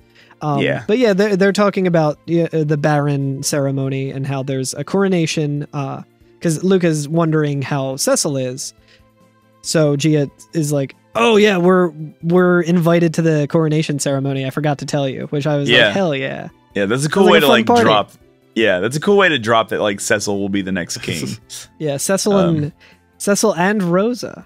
Yeah, indeed. And while they're talking, another dwarf comes up, like, Your Majesty, you're not helping at all. And he just starts yelling, did I tell you to go scrap the tanks? And everyone's like, oh, okay, yeah. Then we have a cool little solitary scene on Mount Ordeals where we see Kain with his helmet off. Yeah, he's got beautiful blonde hair. He's a beautiful blonde boy. I didn't know that was his hair. I thought it was just like a cool scarf or some shit. I searched for... Oh, so it's a ponytail in yours? Yeah, he's letting that just flow in mine. He's got some Fabio action going. I Google searched for like Kain FF4 GIF or whatever, like helmet off, and one of the GIFs that came up was Finn from Adventure Time, where he takes his helmet or his hat off and he has all that long blonde hair. And now I can only think of that for Kain. It's very true. Yeah, this scene is very reminiscent of like a Tekken end cutscene or something like that, or like Street Fighter, where he's at the end of a cliff, the precipice, takes his helmet off. He drops Kazuya into the volcano. I was gonna say drops the one. Yeah, he's just like, I have no right to bear witness to your joy. Not like this. I will temper myself here on Mount Ordeals, and then when I become even finer dragoon than my father, perhaps I can return. Yeah. Yeah, he's not quite done with his demons. Yeah. Which I appreciate too. I mean, like, that's another thing that they say. Work on yourself, boys. Yeah, well, I mean, that's like a thing that people talk about with like movies and stories, right? That like, wherever therapy. You put the last period is the end of those characters' stories, but in real life, things keep going on. And I like that, like, for Kain, it kind of is like, no, that's not the end of his story. Like, not everything is magically fixed in his life because Zemus is defeated. So I appreciate that. Dudes will really go to Mount Ordeals to put themselves through harrowing trials instead of go to therapy. And then there's okay, I will say this too. The entire time they've been playing like the airship theme, I think it is, ever since we saw Palom Emporum up to this point. And then after this, a brand new track begins. That is like the ending track for the game. Yeah. And it's really cool. It has like a lot of gravitas to it, right? But before we're taken to see Cecil, we're actually taken to Agart, where the one telescope in the entire world. Where the one telescope in the world is kept, right? And the two scientists there are looking through the eyepiece, and one says to the other, like, oh my gosh, you need to see this. Come look at this. The moon is doing something. And the second one goes and looks in it. And then we see that scene where we're like able to see the inner planets. And like one of the moons just straight up like is like, yo, fuck this. And like just shoots off into space. So it's Dipset. It's Audi 9000. It's tired of this. Our planet needs us, like the entire yeah, the whole moon is just like deuces. I think we were talking about this before we recorded or whatever, but like, I don't know everything about space. I don't even know anything about space, right? But like, I do know that once you're going in a direction, it's very hard to change direction unless you're like whipping around a star or something. So I'm just like, they're fucked. That's it. That's the last you'll ever hear of them. Like, Fusoya and Golbez are gone. They go and crash into another planet, and then that's where Majora's Mask takes place. But yeah, so the Earth just loses a moon, I guess. You only needed the one. It's like a kidney. What could they possibly like? Do you think that Fusoya like engineered that? Like that was on purpose? Yeah, I think so. Why? Golbez is like secretly wanted to go with them to like, I want to take pilot of the like, moon. And weren't they asleep for like hundreds of years specifically so that they could come out and then meet all the Earthlings? It was so that they could live on the like Earth planet. And they were waiting until people were evolved enough to accept them. But I think with the dialogue between him and Cecil talking about his power and stuff, he's like, oh, you guys have evolved further beyond us. So I guess they're like, we need to go and find a different place. I don't know. We have to be the superior race on the planet. We can't. Is this supposed to just imply that they don't need us anymore? They said they were going to wait until we were evolved enough. And so, then did they actually say they wanted to meet us, or they just say we're going to? They said that the two races wanted to meet each other. Yeah, that they were going to live as equals. Could you imagine, like, you're one of the other Lunarians and you wake up and you're like, wait, we're doing what now? You're telling me I've been asleep for 500 years for what? Yeah, change the plan, sorry. This is just some aliens opening scene. You just wake up and just like, you're on another space station. Your cat's fine. The cat's fine. Anyway, yeah, it's... Whatever. The moon's gone. Fuck it. The moon's tired of our bullshit. The moon's tired. It's gone. We have another moon anyway. It's fine. And then we're taken to Baron Castle, finally, for the final scene of the game. Where, at first, we're in Cecil's room, right? Oh, yeah. And Rose is there, and they're getting ready for the coronation, right? There's a notable difference in Cecil's room as well. No posters, lots of flowers. There's lots of flowers, and also there's 2 beds pushed up next to each other. Oh, are there? I didn't even notice that. Yeah, it's cute. That's good. But Cecil like walks toward the window and he's like, "Oh, something's wrong." And Rosa says, "What is it?" And he's like, "Oh, nothing. I could have just sworn that I heard my brother's voice." And I guess this is, we just saw the moon fly off, and so like, I guess Cecil can tell somehow that that's happened. He hears his brother's voice. Yeah. It sounded like he said, "Oh shit, this goddamn thing's out of control. I don't know how to get back. Help, help, Cecil, help." But he's like, "Oh yeah, it must have just been my imagination. Never mind." Sid comes into the room and is like, "What are you all doing?" Real Cosmo Kramer energy. Jerry! So he runs in. He says, "What are y'all doing? The coronation is beginning. Everybody is here to see you. Get ready, right?" So Rose is like, "Oh, I'm sorry. Okay, we're heading down right now. No problem." And then Rosa leaves the room, so it's just Cecil by himself. And he says, like, "No, I'm sure that I heard my brother's voice. And the thing that he said was," and then you have to, like, go to the next line, and it's like, "Goodbye." And that's the end. That's all the dialogue. That's the end of the game. Yeah. It's just... Oh, wait, no, actually, there is one more scene. I apologize. But that is all the dialogue. I do also like that Sid says that Rose is going to be the perfect blushing bride. Little far, Sid, but that's fine. But yeah, I like the thing that Golbez actually did say to Cecil last was goodbye. And so like Cecil's like, "Oh, I heard my brother's voice," and he relayed an important message, which was goodbye. It's the same thing he said last time. No, tell my wife. Hello. Yeah, I said hello. But then we have a scene. So that's the end of that. We then see the final scene of the game, which is in the Baron throne room. Cecil and Rosa are on 2 thrones next to each other, and one by one, all the party members and the people that we've met over the course of the game file in, right? You see, like... Yeah, in the 3D version, Rosa has a nice gown on. It's really cute. Yeah, and in my version, she's got a cute, like, wedding dress on, it looks like. Yeah. So is this a wedding in your version, or... It's kind of a little bit of or just the coronation? They say coronation. Feels like a little bit of both. Yeah, it kind of does feel like both. Okay, yeah, because it's like explicitly said in this one. I guess if you have to be king and queen, you have to be married, right? Yeah. So I think it's like, well, let's just get them both done in one. Yeah, I was thinking about it, and I was like, well, when, like, did they already get married? Are they getting married now? But, like, in my version, she's very much wearing, like, a veil and, like, a wedding dress, which is funny because Cecil is just wearing his armor. Like...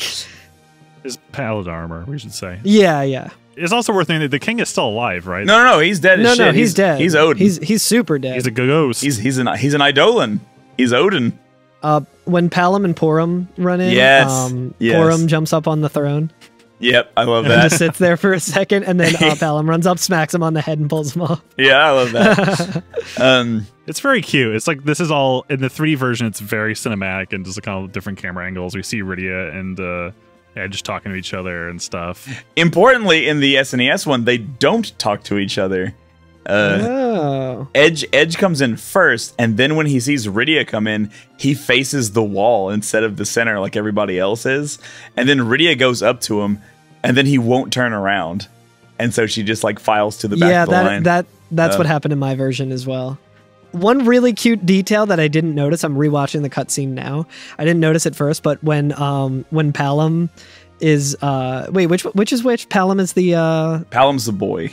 Yeah, so when Palom gets like taken off the throne and he's like walking to be next to Porum, he first walks up to Luca and is standing in front of her. Like he's flirting with Luca, like the dwarf girl. Like that's so good. Funny. Yeah, apparently that happens in the 3D version. Yeah, it does definitely. It was very cute in the 3D version, but there's a final like pan over your whole party on each side of the red carpet. And then there's like this I love my favorite characters in this are actually the guards because they're just like hugging and kissing and jumping into each other's arms, like super happy. Yeah, they are. That's incredible. Look at this guy. Hold on. Yay! That's incredible. One just like just body. The guards are like straight mosh pitting, having a great time. That's so good. Cute. I love it. Everyone's so happy. Hell yeah, that's the kind of party I want to go to. Just bros. But yeah, and then in the 2D version at least, all the characters face the screen and they all do the little victory fist pump motion, and then that's the end of the game. Credits roll.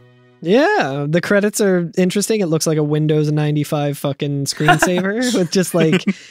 They're not like stars, but it's like shit just flying at your at your screen. I like the ending theme a lot in this game as well. It's really very good. like it's very good. It's not menacing, but it's real serious, and I like that about it. It's dun dun dun dun dun dun dun. Like it's very cool. Mm-hmm. It's a neat little march. But yeah, that's the end of it. That's Final Fantasy IV, guys. It's like the ending credits to Super Smash Brothers Melee, right? You're like shooting all those credits. You shoot Nobuo Uematsu's name. And then after we're done, we unlock Snake. Break the targets.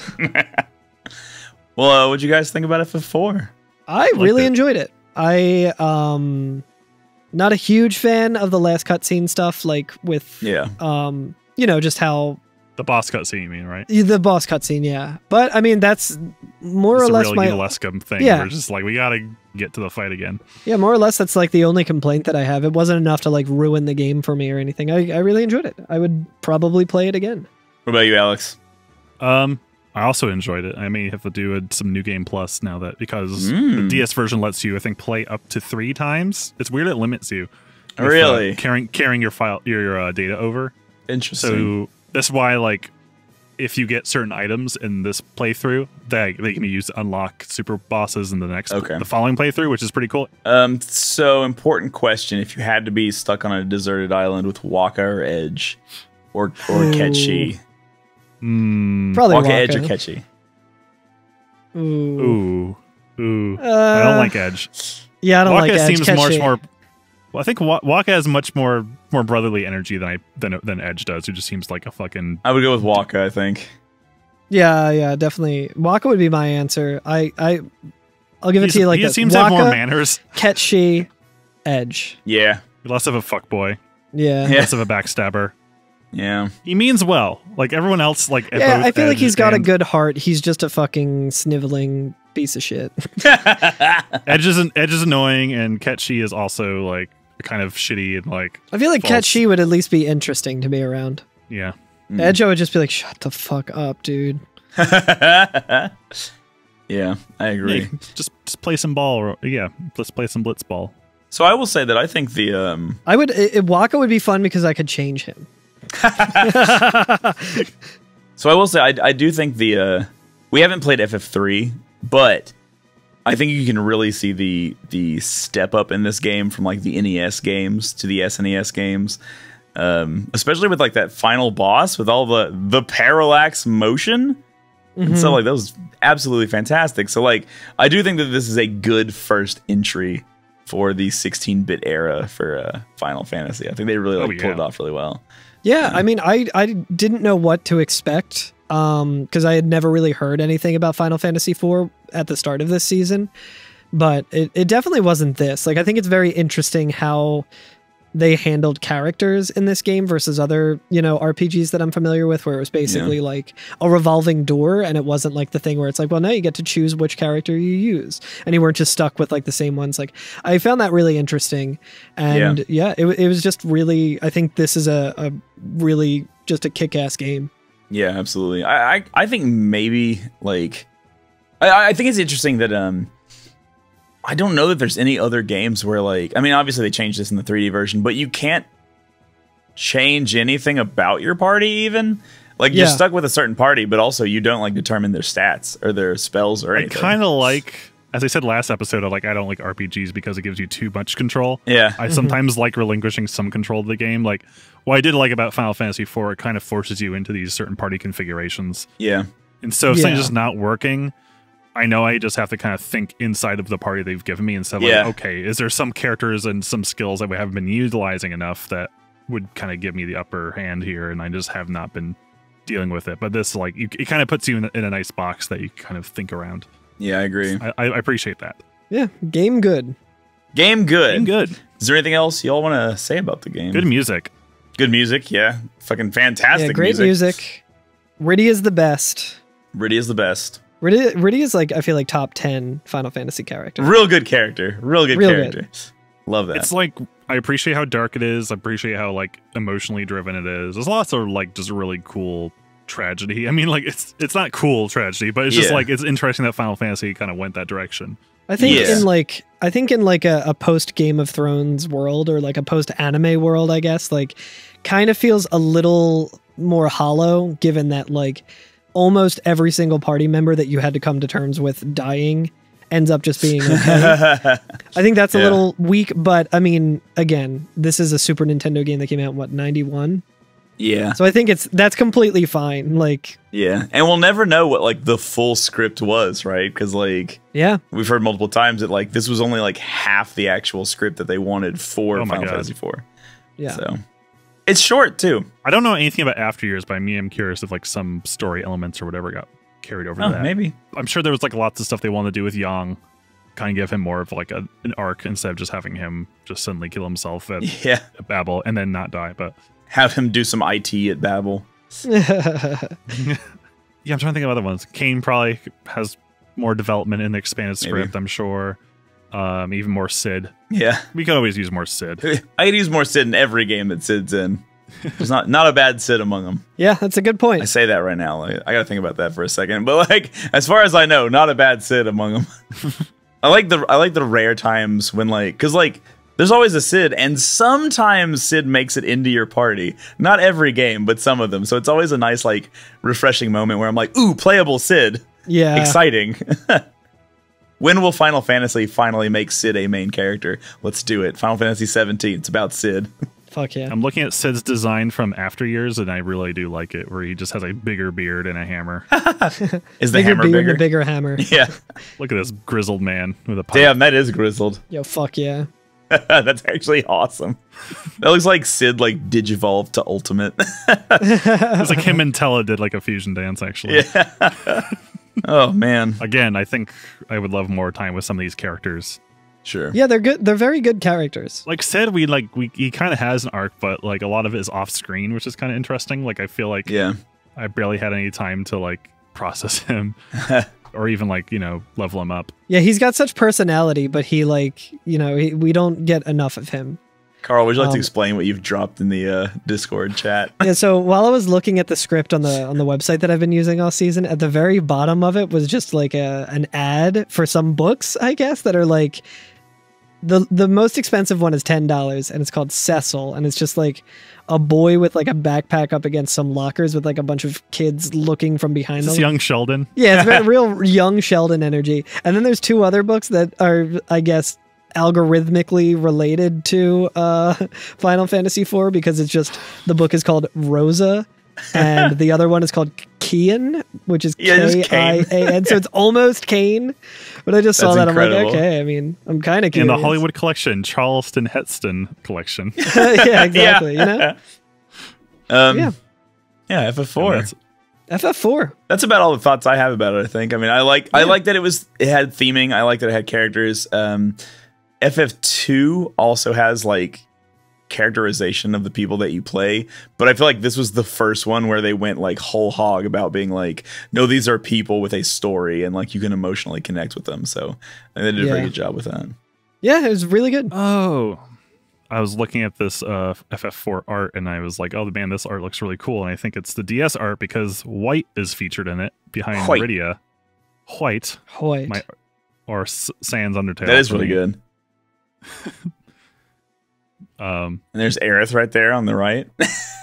Yeah, everyone's here. Everyone's accounted for. It's Edward, but it looks like Aerith. That does look like Aerith. Yeah, the Dragoon helmet, it looks really fucking cool. Looks like a fucking dragon. Sid looks great in that. That's the vibe that I'm trying to. He looks like a fucking goblin. like a sea smoked over just from hanging out too close to engines. But yeah, I really like the cast and like aesthetics of this game. It kind of a juxtaposition between high fantasy and steampunk a little bit here and there. Yeah. It's very fun. Is that it? Is that all we want to talk about Final Fantasy IV forever until we talk about until we talk about the fucking after years and the in between years interlude. And the wonder years and the fucking world of Final Fantasy 14. Yeah, I am to understand that 14 borrows heavily from 4.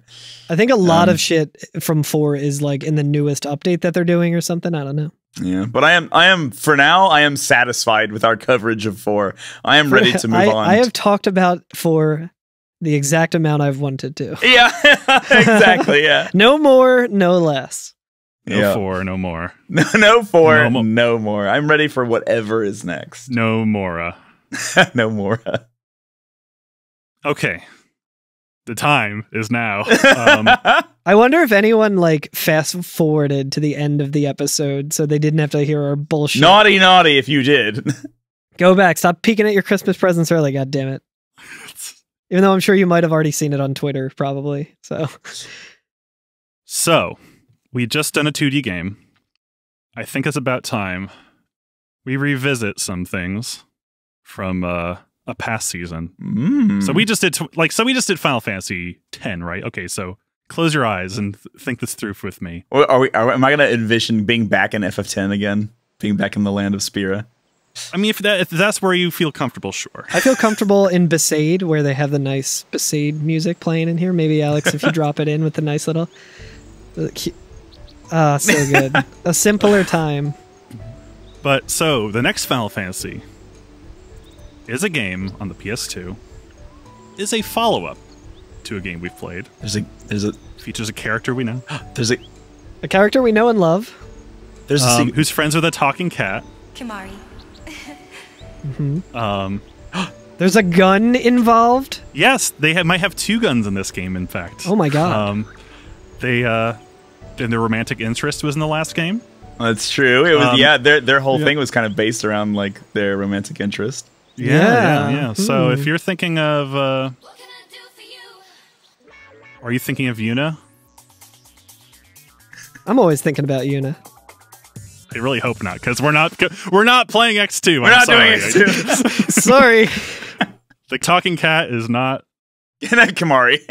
We're gonna upset all our half our audience. We are playing. Here come more of the 2-star reviews. Yeah. We're going back to Calm. We're going back to Midgar. We're playing Dirge of Cerberus. Dirge of Cerberus. The 2006. I cannot stress this enough. This is not a bit. This is actually what we are going to be playing. I have not played Dirge of Cerberus. Everyone knows it mostly as the knockoff of Shadow the Hedgehog. What came out first, Dirge of Cerberus or Godsmack? That'd be Godsmack, right? I'm pretty sure Godsmack. Square Enix makes Godsmack? Did Square Enix make Godsmack? Was Godsmack in this game?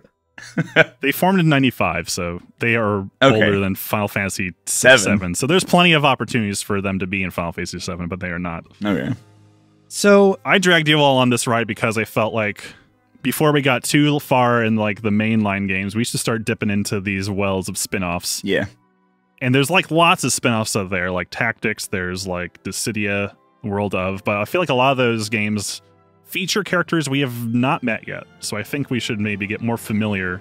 Yeah, with more of the cast. Before we jump into those like ensemble games. Yeah. So let's dip back into like the first sequel. This is the first sequel that came out in the US to Final Fantasy VII, our first season. So I think it'd be fun kind of talking about that again. I agree. Revisiting that universe. Yeah. I played Dirge of Cerberus when it first came out, I'm pretty sure.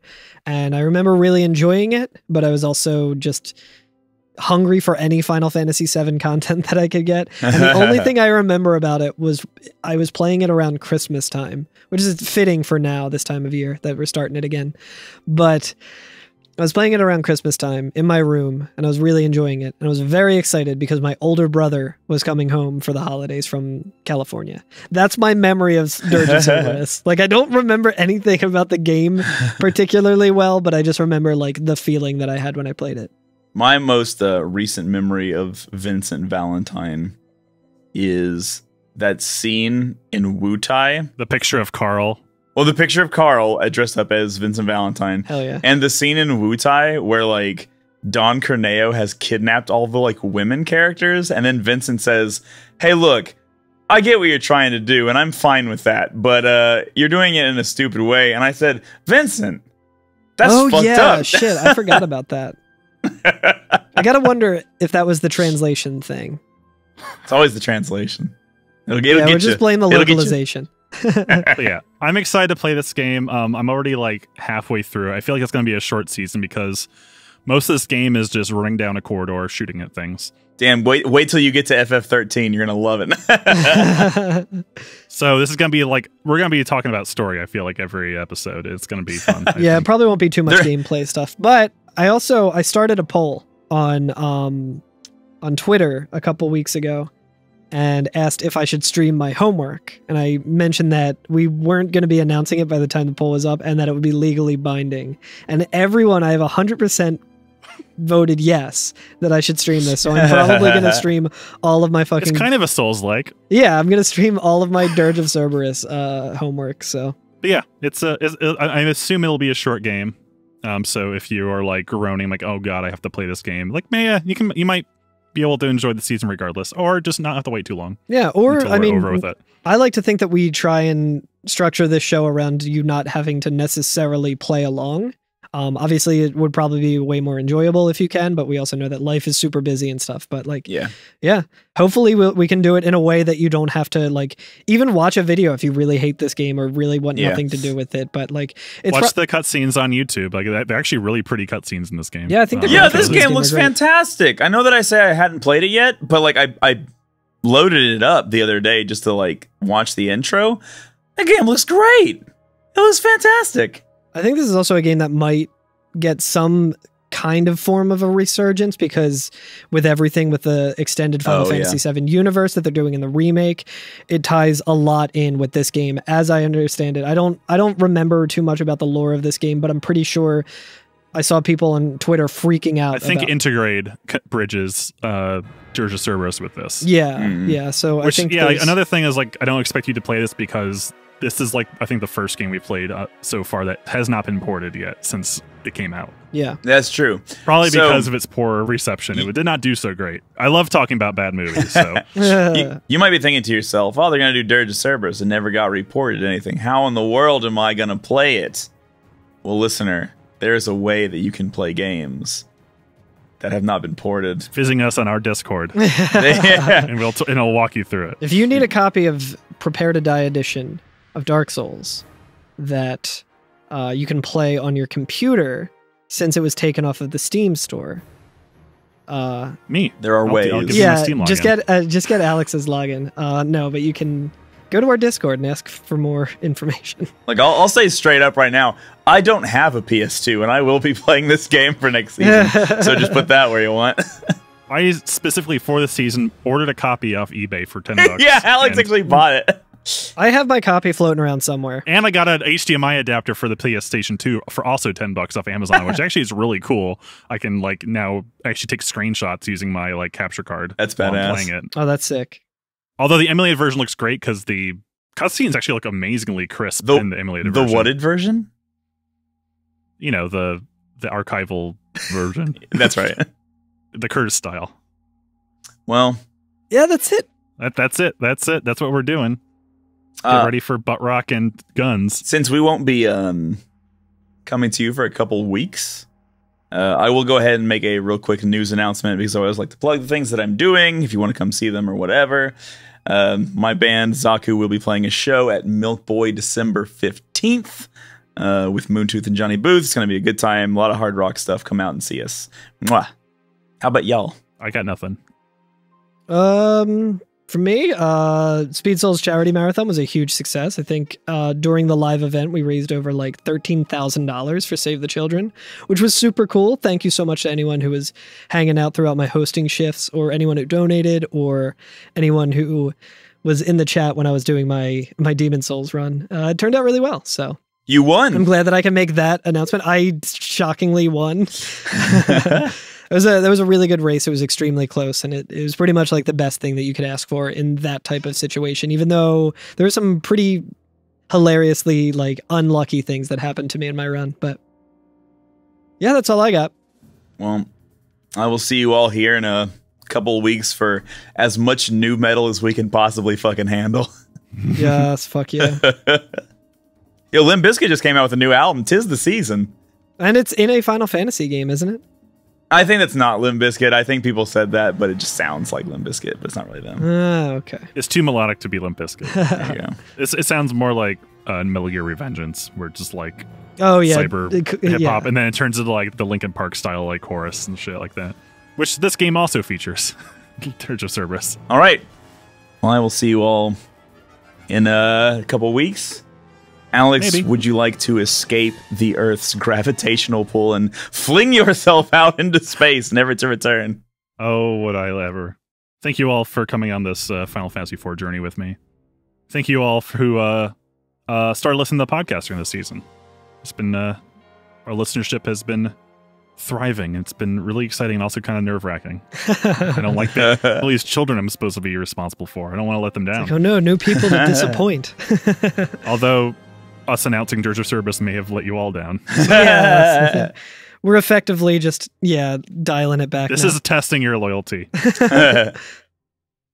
But in the meantime, thank you to Night of the Round for the theme music, especially this episode, the fucking final battle music. They turned the bass line do into just like a driving like like a half step thing. It's fucking just grinding. It's so cool. Thank you to Nobuo Uematsu, Junior Nakano Kenichi Fukui for the game music. Leave it to free on iTunes. If this makes you feel anything. If this makes you feel anything. Drop us a message at 530 Materia. Or don't. It's fine. If you have any specific thoughts on Dirge of Cerberus, or anything you'd like us to cover about Dirge of Cerberus, maybe some trivia or weird memories, because this is a weird game.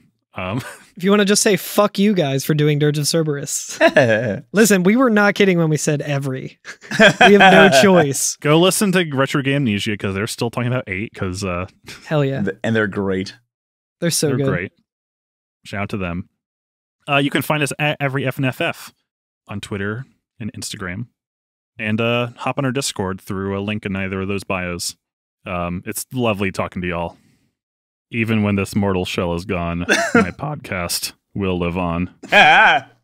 FF4, I would like to close this episode by once again reading the Mysidian legend word for word, if that's all right. Oh no. I came into this world as a reject. Look into these eyes, then you'll see the size of the flames.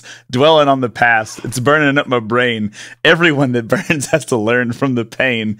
Hey, I think about the day my girlie ran away when the fellas came to play. Now she's stuck with my homies that she fucked, and I'm just a sucker with a lump in my throat. Hey, like a chump. Hey, like a chump. Hey, like a chump. See you next season, y'all. See you next season.